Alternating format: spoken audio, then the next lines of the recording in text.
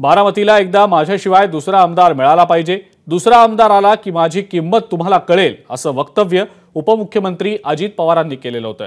त्यांच्या या वक्तव्यानंतर आता ते बारामतीमधनं लढणार नसल्याचे संकेतच त्यांनी दिलेत की काय, अशी चर्चा देखील सुरू आहे। अशात आता अजित पवार बारामतीतनं निवडणूक लढवणार, ते मध्येच शस्त्र टाकणार नाहीत, अशी प्रतिक्रिया मंत्री छगन भुजबळांनी दिली आहे। तर अजित पवारांचा बारामतीमध्ये पराभव निश्चित होणार, असं संजय राऊतांनी म्हटलंय।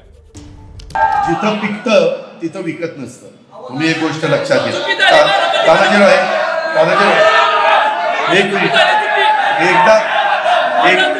एकदा काय झालं पाहिजे, बारामतीकरांना कोणतरी मी सोडून आमदार मिळाला पाहिजे,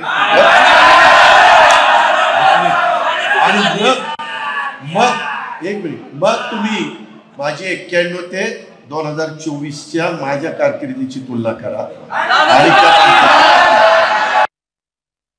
अजित दादाने जे आहे सगळ्यांनी तुम्हाला सांगतो, अजित दादा निवडणूक लढवणार काय, शेवटी काय की ते आमच्या ग्रुपचे कॅप्टन आहेत, ते मध्येच काही शस्त्र टाकू शकतच नाहीत। परंतु त्यांची ती व्यथा जी आहे आजच्या निवडणुकीमध्ये जे काही झालं, ती व्यथा त्यांनी जे आहे लोकांसमोर मांडलेली आहे। अजित पवार बारामती में विधानसभा चुनाव हार रहे हैं, ये पक्का है, ये उनको भी मालूम है, ये उनको भी मालूम है। अब मैं उनके ऊपर क्या बोलूं?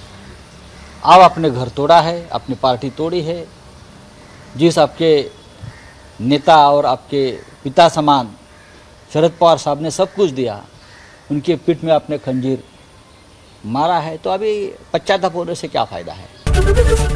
एबीपी माझा, उघडा डोळे बघा नीट।